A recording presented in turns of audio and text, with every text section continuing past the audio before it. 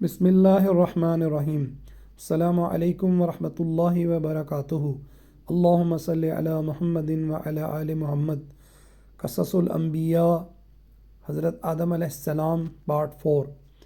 حضرت ابی بن کعب رضی اللہ تعالیٰ عنہ اللہ تعالیٰ کے اس فرمان کی تفسیر بیان کرتے ہوئے فرماتے ہیں کہ اللہ سبحانہ تعالیٰ نے تمام بنی آدم کو ان کے باپوں کی پشتوں سے نکالنے کے بعد جمع کیا اور انہیں جوڑا جوڑا بنایا، پھر انہیں صورتیں عطا کیں اور قوت گویائی بھی عطا فرمائی۔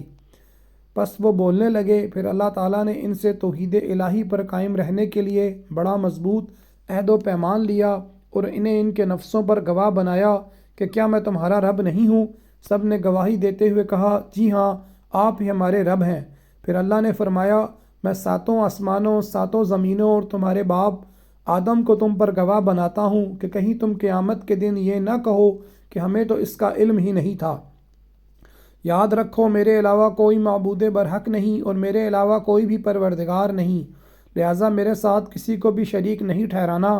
بے شک میں تمہارے پاس اپنے پیغمبروں کو بھیجتا رہوں گا جو تمہیں میرے ساتھ کیے ہوئے اس عہد و پیمان کو یاد دلاتے رہیں گے، اور میں تم پر اپنی کتابیں بھی نازل فرماؤں گا۔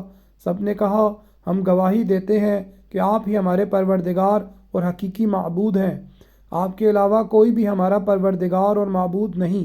سب نے اس بات کا اقرار کیا۔ حضرت آدم کو اونچا کر کے سب کو دکھایا گیا۔ آپ نے دیکھا کہ کچھ مالدار ہیں اور کچھ غریب، کچھ خوبصورت ہیں اور کچھ بدصورت۔ آپ نے فرمایا، آپ نے عرض کیا، اے میرے پروردگار، آپ نے ان بندوں کو ایک جیسا کیوں نہیں بنایا؟ اللہ رب العزت نے جواب دیا، میں نے چاہا کہ میرا شکر ادا کیا جائے۔ آپ علیہ السلام نے انبیاء علیہم السلام کو دیکھا کہ وہ روشن قندیلوں کی طرح نمایاں ہیں۔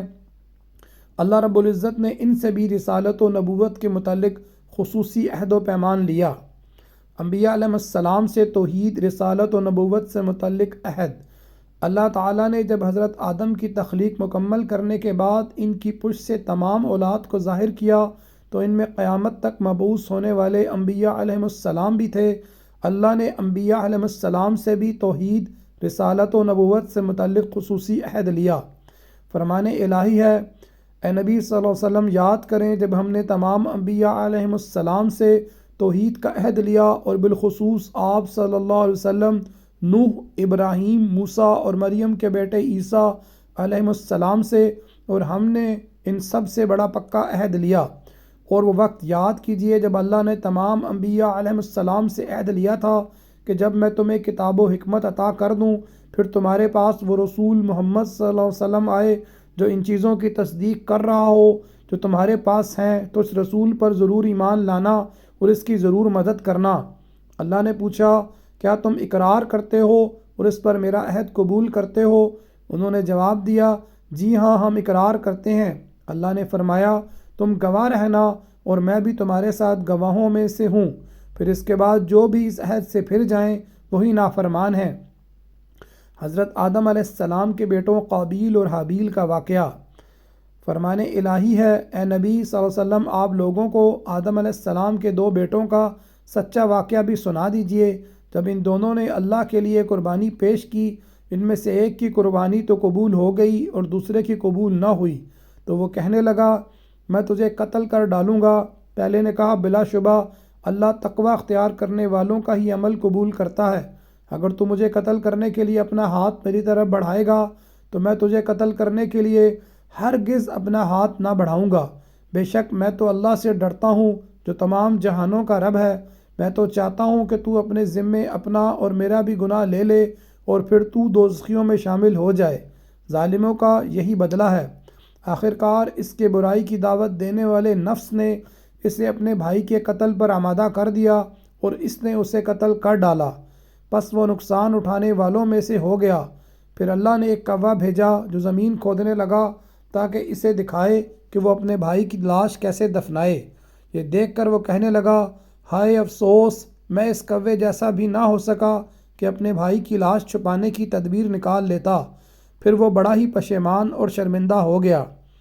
حضرت عبداللہ بن عباس و دیگر صحابہ رضی اللہ عنہم بیان کرتے ہیں کہ جب حضرت آدم و حوا علیہ السلام کے ہاں ولادت کا سلسلہ شروع ہوا تو ان کے ہاں ہر بار ایک لڑکا اور ایک لڑکی پیدا ہوتے تھے۔ حضرت آدم علیہ السلام کو یہ حکم تھا کہ ہر لڑکے کی شادی دوسرے لڑکے کے ساتھ پیدا ہونے والی لڑکی سے کریں، اور دوسرے پیدا ہونے والے لڑکے کی شادی پہلے لڑکے کے ساتھ پیدا ہونے والی لڑکی سے کریں۔ تاریخ طبری۔ حضرت آدم علیہ السلام کے ہاں ایک مرتبہ قابیل اور اس کی بہن پیدا ہوئی اور دوسری مرتبہ حابیل اور اس کی بہن پیدا ہوئی۔ سابقہ اصول کے مطابق قابیل کی بہن کا نکاح حابیل سے اور حابیل کی بہن کا نکاح قابیل سے ہونا تھا۔ اتفاقی طور پر قابیل کی بہن حابیل کی بہن کی نسبت زیادہ خوبصورت تھی، اس لیے قابیل نے چاہا کہ اس کی شادی حابیل کی بہن کی بجائے خود اپنی ہی بہن سے ہو جائے۔ حضرت آدم نے قابیل سے کہا کہ اپنی بہن سے حابیل کو نکاح کرنے دو، لیکن قابیل نے انکار کر دیا اور سمجھانے کے باوجود اپنی ہی بہن سے خود نکاح کرنے پر اصرار کیا۔ حضرت آدم علیہ السلام نے ان دونوں سے کہا کہ تم اللہ تعالیٰ کی راہ میں بطور نذرانہ قربانیاں پیش کرو، جس کی قربانی قبول ہو جائے گی وہی حق پر ہوگا۔ حابیل بکریاں پالتا تھا، اس نے ایک موٹی تازی بکری قربانی کی، اور قابیل کھیتی باڑی کرتا تھا، اس نے گھٹیا قسم کا اناج اللہ تعالیٰ کی راہ میں پیش کیا۔ دونوں نے اپنی اپنی قربانی میدان میں رکھ دی، آسمان سے آگ آئی اور حابیل کی قربانی کو کھا گئی، جو اس کی قبولیت کی علامت تھی۔ قابیل کی قربانی جب قبول نہ ہوئی تو اسے غصہ آیا اور اس نے اپنے بھائی حابیل کو قتل کر ڈالا۔ جب حابیل قتل ہو گئے تو قابیل نے کھلے آسمان کے نیچے ان کی لاش رکھ دی، اس لیے کہ اسے دفن کرنے کا طریقہ معلوم نہ تھا۔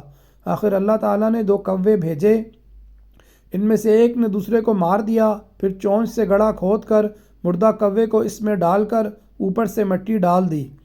قابیل نے جب اپنی آنکھوں سے یہ ماجرا دیکھا تو شرمندہ ہو کر کہنے لگا، ہائے افسوس، میں اس کوے سے بھی گیا گزرا ہو گیا کہ اپنے بھائی کی لاش دفن کرنے کی تدبیر بھی نہ نکال سکا۔ تفسیر ابن کثیر، تفسیر المائدہ۔ رسول اکرم صلی اللہ علیہ وسلم نے فرمایا، جتنے بھی لوگ ناحق قتل ہو رہے ہیں ان کا گناہ آدم کے بیٹے قابیل کے حصے میں بھی لکھا جا رہا ہے، کیونکہ انسانوں میں قتل کی ریت سب سے پہلے اس قابیل نے شروع کی تھی۔ بخاری عن عبداللہ بن مسعود رضی اللہ عنہ، جس نے اسلام میں کوئی اچھا طریقہ رائج کیا پھر اس کے بعد اس طریقے پر عمل کیا گیا تو اس طریقہ رائج کرنے والے کے لیے عمل کرنے والے کے برابر ہی ثواب لکھا جائے گا اور ان کے ثواب میں کوئی کمی نہیں کی جائے گی، اور جس نے اسلام میں کوئی برا طریقہ رائج کیا پھر اس کے بعد اس طریقے پر عمل کیا گیا تو اس طریقہ رائج کرنے والے کے لیے عمل کرنے والے کے برابر ہی گناہ لکھا جائے گا اور عمل کرنے والوں کے گناہ میں بھی کوئی کمی نہیں کی جائے گی۔ حضرت آدم علیہ السلام کی وفات۔ حضرت ابی بن کعب رضی اللہ عنہ فرماتے ہیں، جب حضرت آدم علیہ السلام کی وفات کا وقت قریب آیا تو انہوں نے اپنے بیٹوں سے فرمایا، اے میرے بیٹو، میرا جنت کے پھل کھانے کو جی چاہ رہا ہے۔ بیٹے پھل کی تلاش میں نکل پڑے۔ سامنے سے فرشتے آتے نظر آئے جن کے پاس حضرت آدم علیہ السلام کا کفن اور خوشبو تھی۔ فرشتوں نے پوچھا، اے آدم کے بیٹو، تمہیں کس چیز کی تلاش ہے؟ بیٹوں نے جواب دیا، ہمارے والد صاحب کی طبیعت ناساز ہے اور وہ جنت کے پھل کھانے کی خواہش رکھتے ہیں۔ فرشتوں نے کہا، تم واپس چلے جاؤ کیونکہ تمہارے والد فوت ہونے والے ہیں۔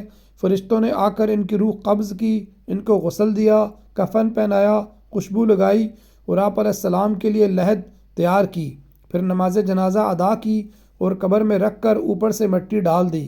پھر مخاطب ہو کر کہا، اے آدم کے بیٹو، تمہارے لیے مردوں کو دفن کرنے کا یہی طریقہ ہے۔ مسند احمد۔ حضرت آدم علیہ السلام کو مکہ مکرمہ میں جبل ابی قبیس پر دفن کیا گیا۔ تاریخ طبری۔ حضرت آدم علیہ السلام کی کل عمر 1000 سال تھی۔ مسند احمد عن ابی ہریرہ رضی اللہ تعالی عنہ۔ جزاک اللہ خیرہ۔ السلام علیکم ورحمۃ اللہ وبرکاتہ۔